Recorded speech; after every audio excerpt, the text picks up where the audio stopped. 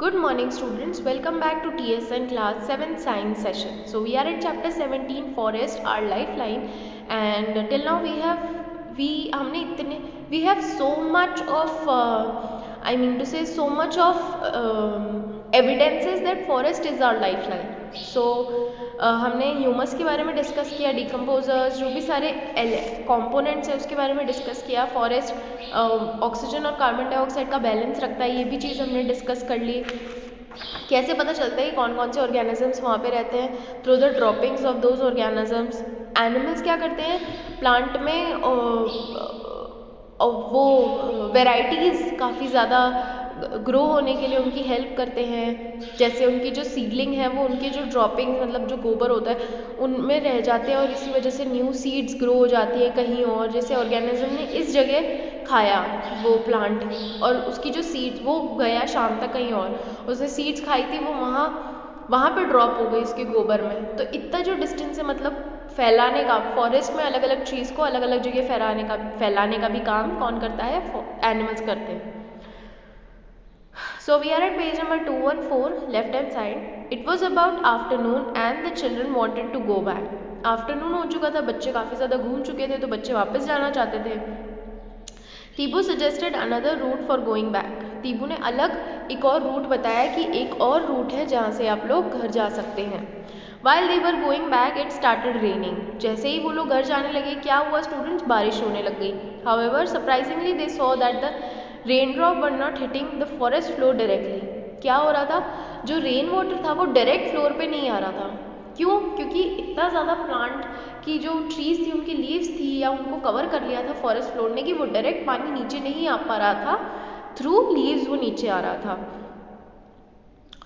The uppermost layer of the forest canopy interacted the flow of raindrop. जो canopy मतलब जो हमने canopy की बात करी थी, जो कैनोपी होते हैं वो ही डायरेक्ट कॉन्टैक्ट में थे रेनड्रॉप के. And most of the water was coming down through the branches and stem of the trees. जो स्टेम ट्रीज की स्टेम थी या ब्रांचेस थी या जो भी उनकी जो ट्रंक था उसके थ्रू पानी नीचे आ रहा था, डायरेक्टली नीचे नहीं आ रहा था. From the leaves it was dripping slowly over branches of the shrubs and herbs. जो लीव्स थी बड़े प्लांट्स की उनसे जो पानी गिर रहा था वो नीचे के जो छोटे छोटे प्लांट्स थे shrubs herbs उन पे गिर रहा था. They found that the ground was still dry. जो ग्राउंड था वो तब भी ड्राई था, मतलब बारिश होने के बावजूद भी ग्राउंड गीला नहीं हो पा रहा था. After about half an hour the rain stopped. They noticed that the layer of the dead leaves over the forest floor appeared wet now. तो उनने ये चीज़ नोटिस करी कि जो लेयर थी, the layer of dead leaves over the forest floor, जो dead leaves की एक लेयर थी फॉरेस्ट के ऊपर वो क्या हो चुकी थी? गीली हो चुकी थी. But water was not staying in the forest. Water रुक नहीं रहा था, मतलब एक होता है ना पानी अटक जाता है, जाम हो जाता है तो नीचे नहीं जा पा रहा, पर ऐसा कुछ नहीं था, पानी नीचे जा पा रहा था.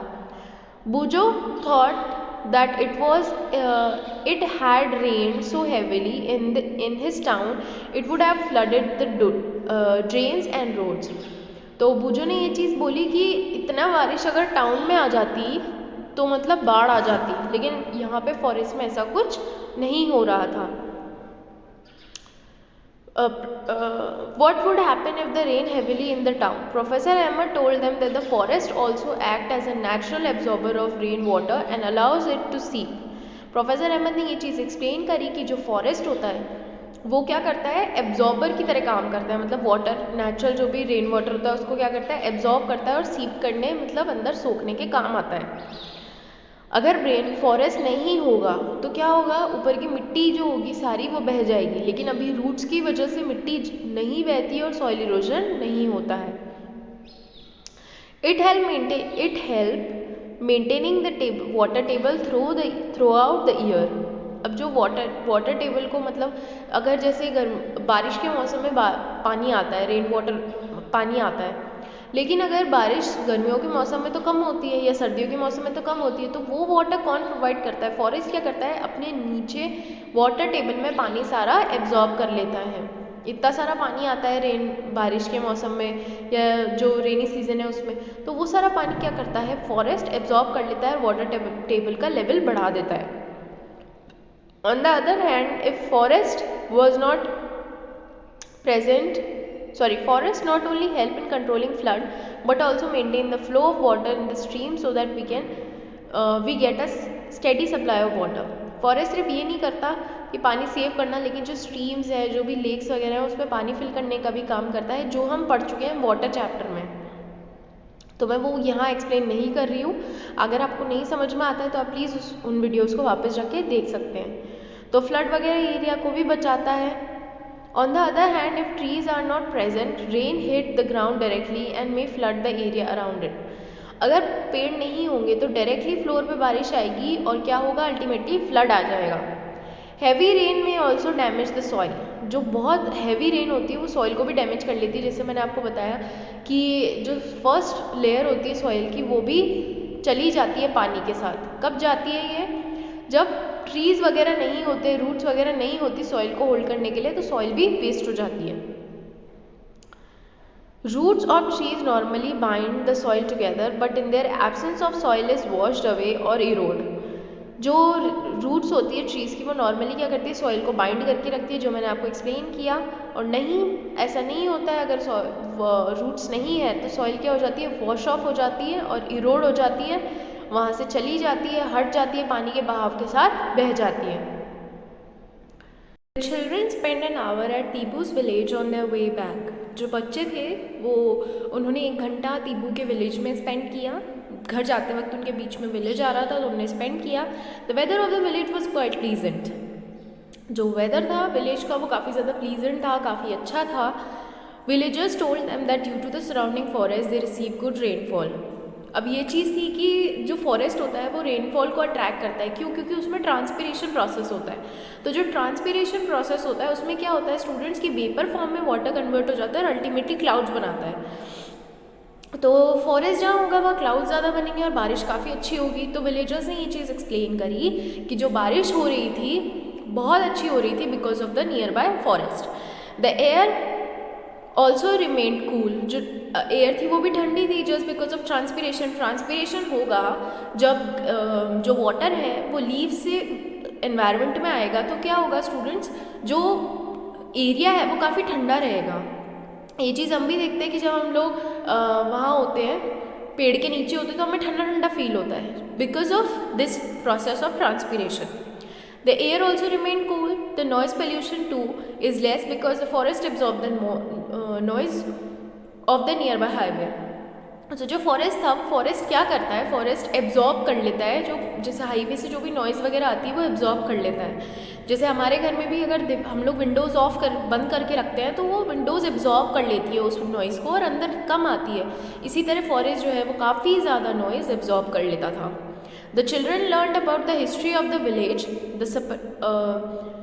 It surprised them that the village and the agriculture field of that area were created after clearing the forest about 60 years ago. तो चिल्ड्रन ने ये चीज़ जो विलेज की हिस्ट्री थी वो भी लोगों से सुनी और समझी।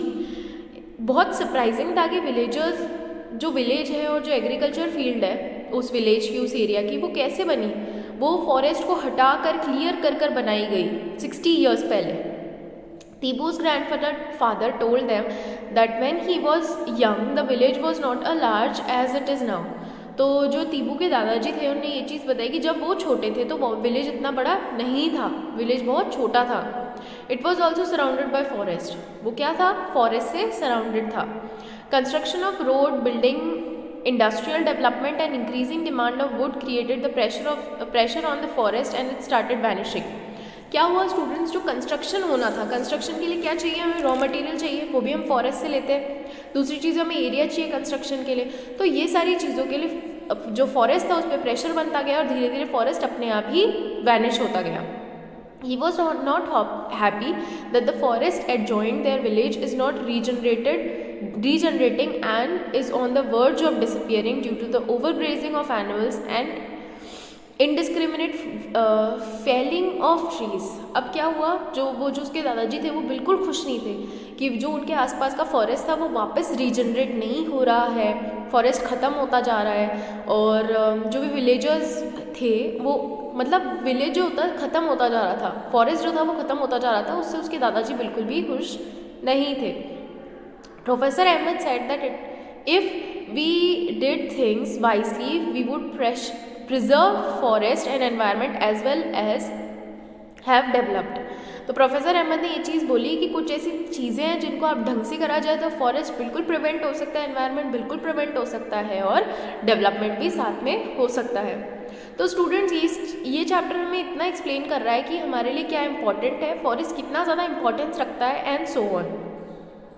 So in the next session we'll discuss more. Till then I'll be sending you few notes. Please complete your work in your copies and have a nice day students. Thank you. Take care.